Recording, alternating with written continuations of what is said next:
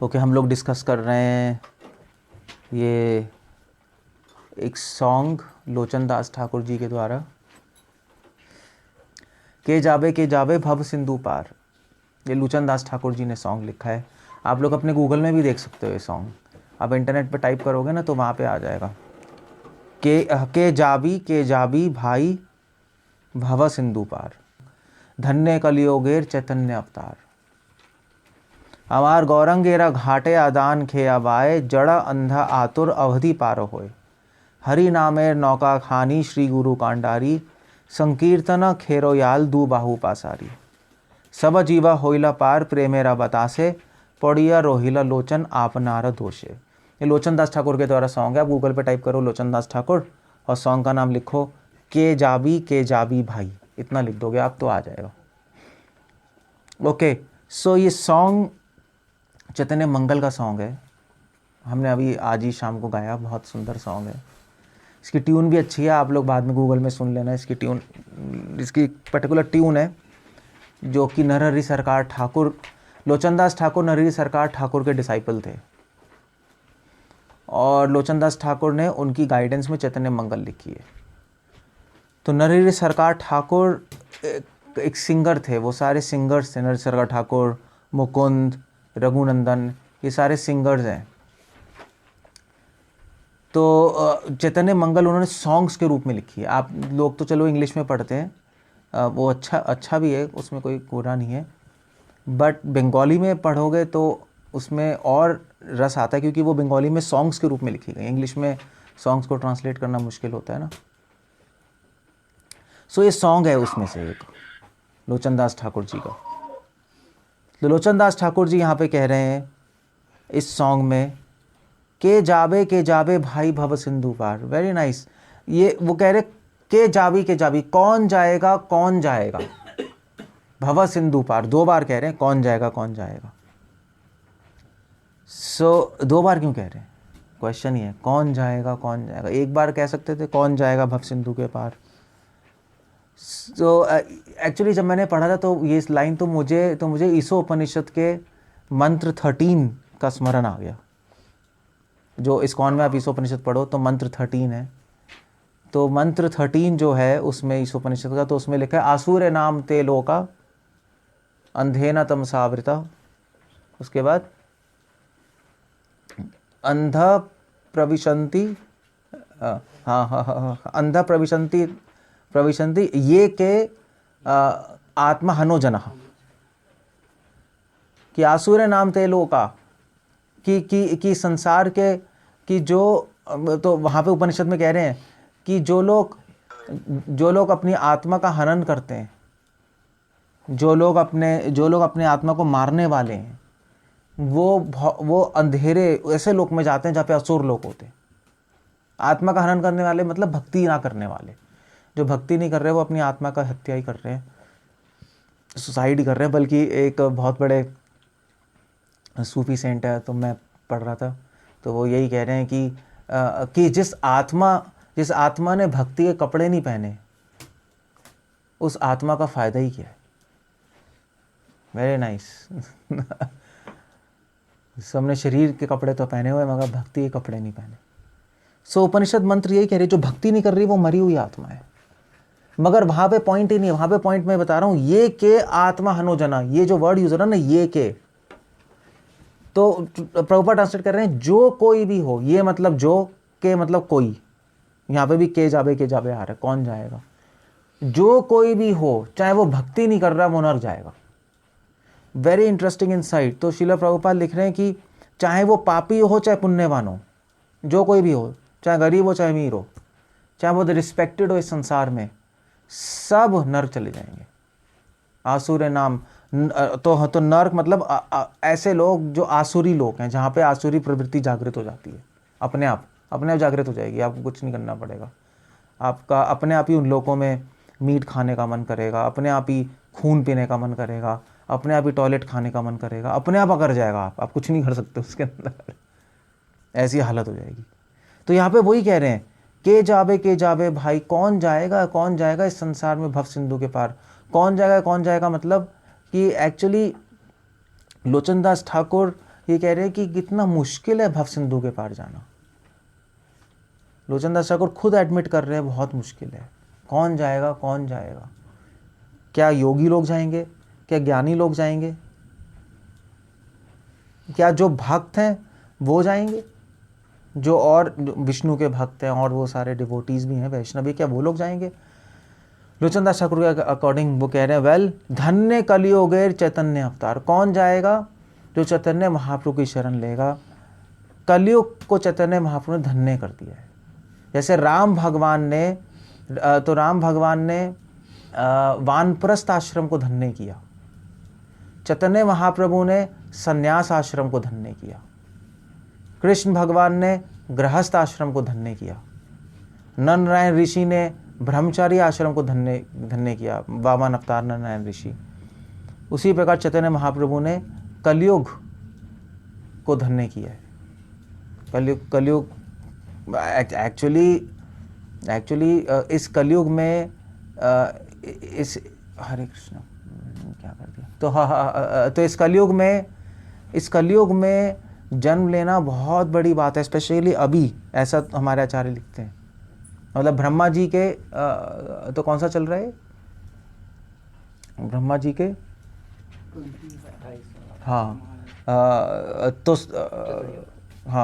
तो 28वां सातवां मनमंत्र है।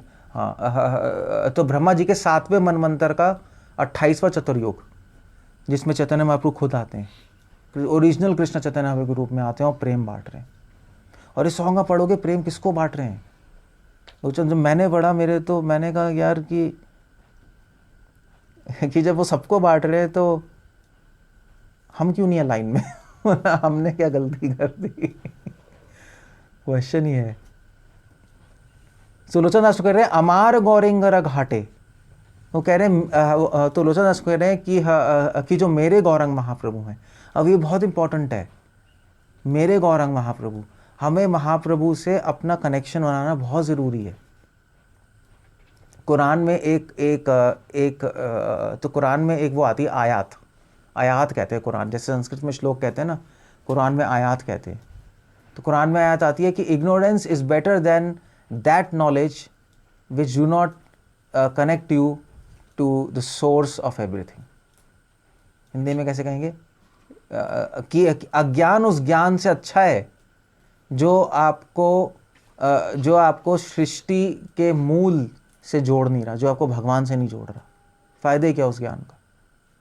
तो वही बात है। तो असली ज्ञान क्या? असली ज्ञान है हमारा संबंध भगवान से। तो चैतन्य महाप्रभु में अपने लगने चाहिए, अमार गौरंग। इनफैक्ट गुणराज खान ने, महाप्रभु के एसोसिएट हैं गुणराज खान, जिनका नाम आई थिंक वो था आपका मलधर बसु आई थिंक था। तो एनीवे, तो गुणराज खान ने एक किताब लिखी है कृष्ण विजय। हाँ, तो एक्चुअली वो हिंदू थे मलधर बसु, मगर मुस्लिम में कन्वर्ट हो गए थे। ऐसे रूपा गोस्वामी, सनातन गोस्वामी कन्वर्ट हो गए थे, रबीर खां, साकर मलिक में। उन्होंने बुक लिखी कृष्ण विजय। तो महाप्रभु ने पढ़ा, महाप्रभु के पास आई तो महाप्रभु ने पढ़ा, तो महाप्रभु ने उसमें एक लाइन पढ़ी और उन्होंने कहा मैं इस लाइन के लिए अपने आप को बेच दूंगा। और लाइन में क्या लिखा है? उसमें लाइन में लिखा था अमार कृष्ण, बंगाली में, कि मेरे कृष्ण।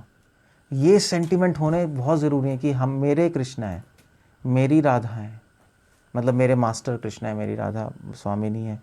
गौरंग महाप्रभु मेरे मास्टर हैं, क्योंकि जितना कनेक्शन भगवान से, जो जितना मैं और मेरा भगवान से होगा, उतना मैं मेरा संसार से हट जाएगा।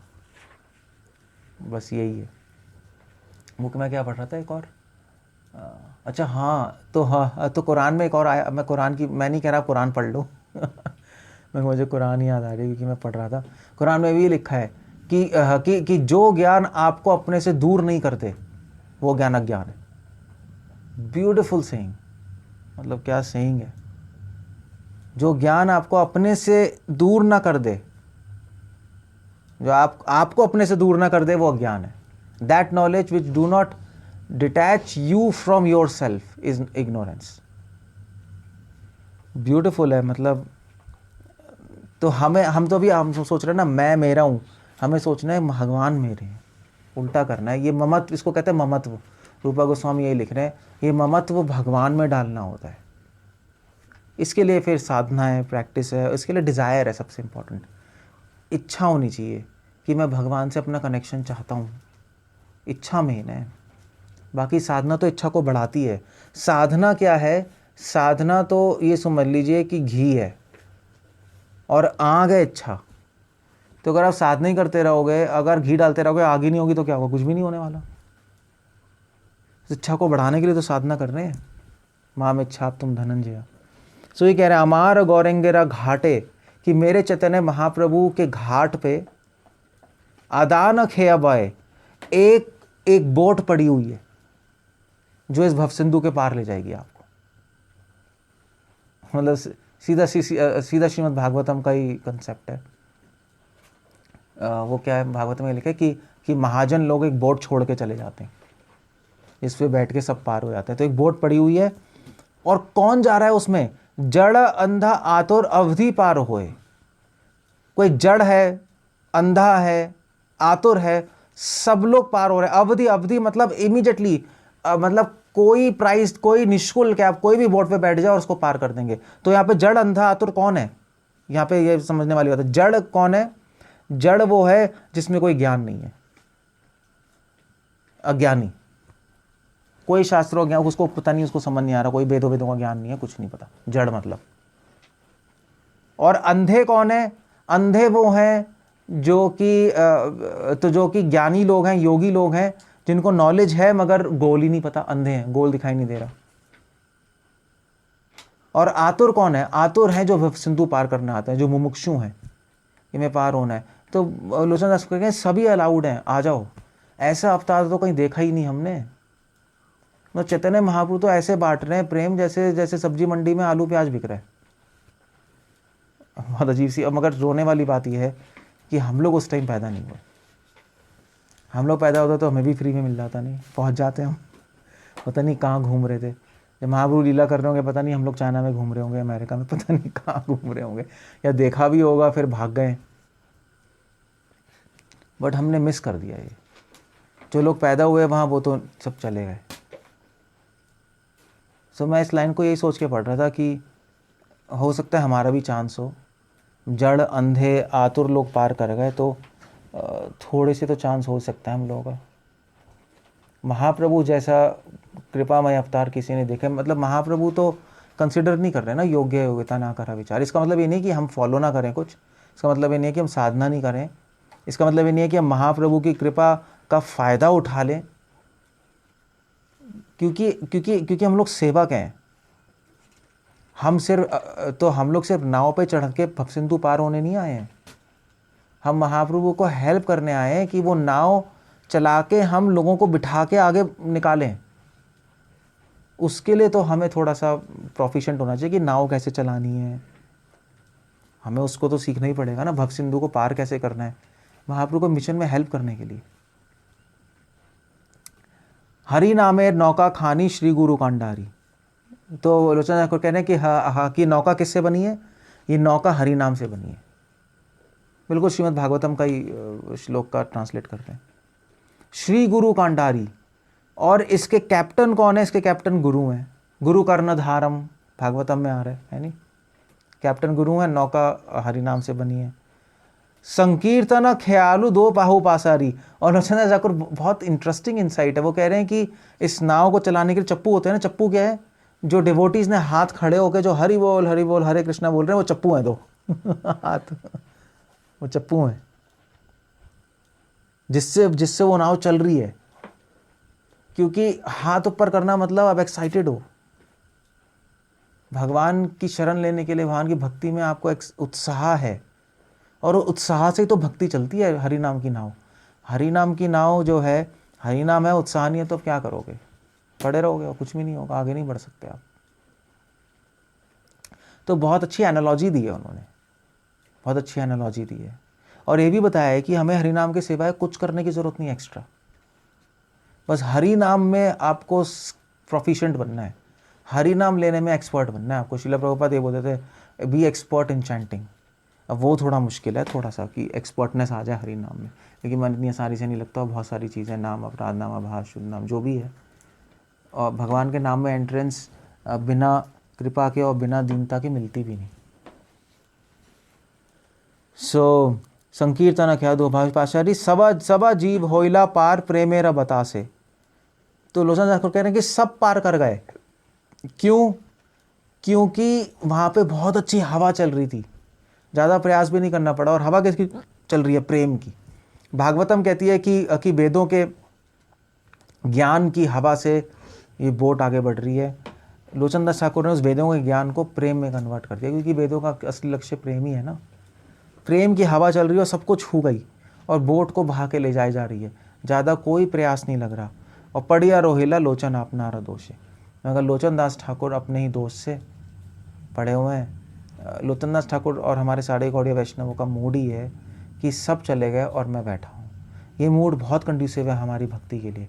ये जो मूड है सेपरेशन का, ये जो मूड है ह्यूमिलिटी का, कि मेरा कुछ नहीं हुआ, मैं बैठा हूँ। भक्तियों ठाकुर भी कह रहे हैं ठाकुर अब होश लो। तो इस मूड से हम इस खतरनाक संसार में फंसते नहीं। इस जो खतरनाक संसार है इसमें फंसते नहीं, हमें अहंकार नहीं आता। तो लोचन कह रहे लोचन दास ठाकुर कहाँ पढ़े हुए हैं अपने दोस्त से? वो तो चलो लोचन दास ठाकुर पढ़े हुए तो हमें क्या मारा गया होगा। वो तो इटर्नल नित्य पार्षद हैं भगवान के। बट वो जब कह रहे हैं कि मैं अपने दोषों से पढ़ा हुआ, तो हमें क्या सोचना चाहिए? हमें तो सोचना चाहिए कि हम तो खड़े ही नहीं हुए, पढ़े क्या रहे हैं, हम गिरेंगे क्या। बट होप है, होप है। इस पूरे सॉन्ग में लोचन दास ठाकुर कह रहे हैं होप है तुम्हारे लिए, होप अगेंस्ट होप है, आशा है कि हम पार कर सकते हैं। प्रोवाइडेड है कि हम थोड़े से सीरियस हो जाएं, प्रोवाइडेड है कि हम पूरे उत्साहित हो जाए इस जीवन में भगवान के पास जाने के लिए। अल्टीमेटली उत्साह ही सब कुछ है। अल्टीमेटली कैसे तो ईगरनेस कैसे कहते हैं? हाँ, तो अल्टीमेटली उत्सुकता ही सब कुछ है। भक्तियों ठाकुर भी लिख रहे हैं उत्साह ही भक्ति का जीवन है। बिना उत्साह के भक्ति डेड है सिर्फ। तो वही यहाँ पे वही बता रहे हैं कि चैतन्य सारे अरेंजमेंट्स हैं, चैतन्य महाप्रभु हैं, उनकी कृपा है, नौका है, गाइडेंस है। हमें बस अपनी तरफ से थोड़ा सा प्रयास करना है और हम निकल जाएंगे यहाँ से। और बहुत अच्छा टाइम है ये कि हम अभी निकल सकते हैं, प्रोवाइडेड हम अपना टाइम वेस्ट ना करें। हम लोग चैतन्य, आप अगर आपका मन करे तो चैतन्य मंगल पढ़ लो आप, कोई प्रॉब्लम नहीं है। आई थिंक कंसाइज भी है चैतन्य मंगल, होगी। हाँ, तो कंसाइज फॉर्म में भी, छोटे फॉर्म में भी चैतन्य मंगल मिलती है, वो आप लेके नेट से डाउनलोड करके पढ़ लो। एक बार रीडिंग दो तो आपको पता लगेगा कि चैतन्य महाप्रभु कौन है, और चैतन्य महाप्रभु से अटैचमेंट होगी। गौर निताय से अटैचमेंट होना बहुत ज़रूरी है। ये जो मूड है ना अमार गौरंग, ये आना बहुत ज़रूरी है। मेरे राधा मेरे कृष्णा ये ममत्व, तब हम धीरे धीरे प्रेम में आगे बढ़ जाएंगे। सो एनीवे, लोचन दास ठाकुर जी के और बहुत सारे सॉन्ग्स हैं चैतन्य मंगल में, ये तो एक सॉन्ग है। आप चैतन्य मंगल बंगाली में पढ़ोगे तो चलो आनंद ही है, वो तो बात अलग है। बट मैं तो ये सॉन्ग पढ़ के मुझे तो बहुत अच्छा लगा। हमने आप रोज़ गा भी सकते हो ये सॉन्ग। इनफैक्ट एक्चुअली पता है, वैसे पता है आइडियली चैतन्य महाप्रभु का स्मरण करते ही और राधा कृष्ण का स्मरण करते अपने आप ही मन शुद्ध हो जाता है। बुरे विचार का स्कोप ही नहीं होता कहीं, क्योंकि महाप्रभु और भगवान कृष्ण और राधा का स्मरण, चैतन्य प्रभु को राधा कृष्ण से अलग अंतर तो कर नहीं सकते। जब चैतन्य प्रभु का स्मरण आएगा राधा कृष्ण का स्मरण आएगा, राधा कृष्ण का स्मरण आएगा तो महाप्रभु का स्मरण आएगा। भक्तियों ठाकुर लिख रहे हैं कि दोनों इनसेपरेबल पास टाइम्स हैं। आप एक चैतन्य महाप्रभु की लीला से राधा कृष्ण की लीला में प्रवेश करोगे, राधा कृष्ण की लीला से चैतन्य महाप्रभु की लीला में। इनफैक्ट भक्तियों ठाकुर तो यहाँ तक लिख रहे हैं कि हर गौड़िया वैष्णव के दो स्वरूप होते हैं, एक महाप्रभु की लीला में, एक राधा कृष्ण की लीला में। ये भी लिख रहे हैं। अब वो कैसे है भगवान जाने, बट चीज़ें हैं। बट हमारा बहुत सौभाग्य है, हम लोग इस लाइन में हैं, क्योंकि ये लाइन प्रेम की लाइन है, कृपा का मार्ग है और प्रेम टारगेट है। और प्रेम के बिना आत्मा संतुष्ट हो ही नहीं सकती, असंभव है। इनफैक्ट कई पोएट्स, कई संतों लिखते हैं कि प्रेम से ही पूरी सृष्टि चल रही है। तो भी धरती सूरज के चारों तरफ क्यों घूम रही है? तारे क्यों मतलब चंद्रमा क्यों घूम रही धरती के चारों तरफ, इलेक्ट्रॉन क्यों घूम रहा है न्यूक्लियस की तरफ, चक्कर, क्योंकि सब कुछ प्रेम से जुड़ा हुआ है। ये ग्रेविटेशनल एनर्जी प्रेम का ही परवर्टेड रिफ्लेक्शन है। ये भी साइंस है ये मैं नहीं कह रहा, ये बड़े बड़े संत कहते हैं। गुरुत्वाकर्षण उस आध्यात्मिक जगत का प्रेम आकर्षण का ही परवर्टेड रिफ्लेक्शन क्या है हिंदी में? विकृत प्रतिबिंब होता है, मतलब हिंदी में आप तो पढ़ते होगे। अच्छा, इनको तो मतलब छाया है, जो स्पिरिचुअल वर्ल्ड में जो प्रेम का आकर्षण है उसी की छाया गुरुत्वाकर्षण है संसार में। उल्टी परछाई। हाँ, परछाई है वहाँ की, आप देख रहे हो। तो पूरा संसार गुरुत्वाकर्षण से तो चल रहा है, तो प्रेम से चल रहा है। जो प्रेमी होते हैं वो हर जगह प्रेम देख लेते हैं, और जब प्रेम देखते हैं तब फिर भगवान दिखाई देते हैं, महाप्रभु, राधा और कृष्ण। सो मेरी रिक्वेस्ट है आप लोग पढ़ो, ज़्यादा तो बोलने की क्या ज़रूरत है, अब तो फील करने की ज़रूरत है, ज़्यादा इम्पॉर्टेंट वो है। थिंक तो हम करते ही हैं, सोचते हैं, मगर हमें नेक्स्ट लेवल पे जाना चाहिए, फील करना चाहिए। फीलिंग बहुत इंपॉर्टेंट है, यानी प्रेम मतलब फीलिंग ही हो गई, सोचना थोड़ा ना होगा कि मैं उससे प्रेम करता हूँ। उसी को तभी तो प्रभुपाद ने कहा कृष्ण भावना, कृष्ण विचार अमृत संग थोड़ा ना रखा है कृष्णा विचार वो तो ज्ञानी लोग रखते हैं, गीता चिंतन। कृष्ण भावना अमृत संग रखा है, तो हम फील कर सकते हैं कि महाप्रभु, रूपा गोस्वामी, सनातन, इतने महान लोगों के साथ हम कनेक्टेड हैं। हमारा इतना सौभाग्य, हम इतनी बड़ी परंपरा से कनेक्टेड हो चुके हैं, हम महाप्रभु से कनेक्टेड हो चुके हैं। तो ठीक है, हमारे में दोष हैं, हम जो भी प्रॉब्लम है, हम जड़ अंधा, हम उसी में आते हैं, उससे भी नीचे ही आते हैं। मगर एक क्वालिफिकेशन है तो महाप्रभु स्वीकार करेंगे, आतुरता। जड़ा अंधा आतुर अवधि पार हो, बस उत्साह रखो, मुझे जाना है यहाँ से, मुझे नहीं रहना यहाँ पर, यहाँ पे सब गंदा है। ये संसार मेरी ये संसार जगह ही नहीं है रहने के लिए, ना मैं रहना चाहता हूँ, ना मुझे कुछ लेना देना है यहाँ पर, बस दैट्स ऑल। अगर ये ऐसी मेंटल सेटअप है तो आराम से आप इस जन्म में नहीं जाओगे, अगले जन्म में कोई बेटर ही होगा आपके लिए, बेस्ट होगा। ये संसार हमारा घर नहीं है भाई, भव सिंधु पार, हमारा घर तो वहाँ है।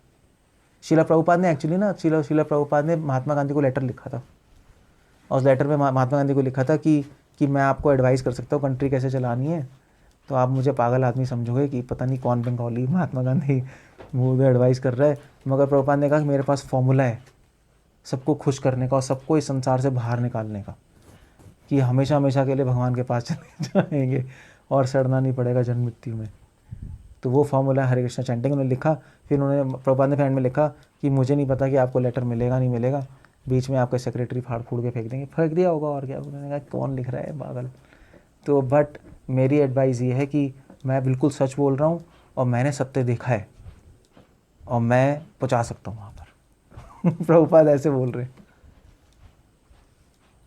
सो बस, तो हम भी जा सकते हैं, चाहे कितनी कमी है। भगवान के लिए कोई भी दोष हमारे ख़त्म करना कोई बड़ी बात नहीं है, यूं चेंज कर देंगे हमें, अगर हम चेंज होना चाहते हैं और अगर हम उत्सुक हैं, भगवान हम चाहते हैं आपको। तो वो मैं पढ़ रहा था, वो कौन एक सेंट कहते हैं कि भगवान अपने भक्तों को बनाते हैं, फिर तोड़ते हैं, फिर क्रश करते हैं और फिर से रिबिल्ड कर देते हैं बिल्कुल ही अलग स्वरूप में, और अपने धाम ले जाते हैं वो भी एक सेइंग है। सो एनीवे, आई थिंक मुझे इतना ही बोलना है आज के लिए। हरे कृष्ण। लोचन दास ठाकुर की जय।